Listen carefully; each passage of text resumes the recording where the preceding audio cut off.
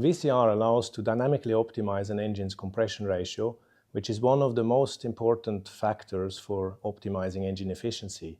With this, we can achieve the lowest possible fuel consumption at the lowest emission footprint, both in gas and diesel operation, and therefore outperform other engine types available in the market, even competing high-pressure LNG dual-fuel engines.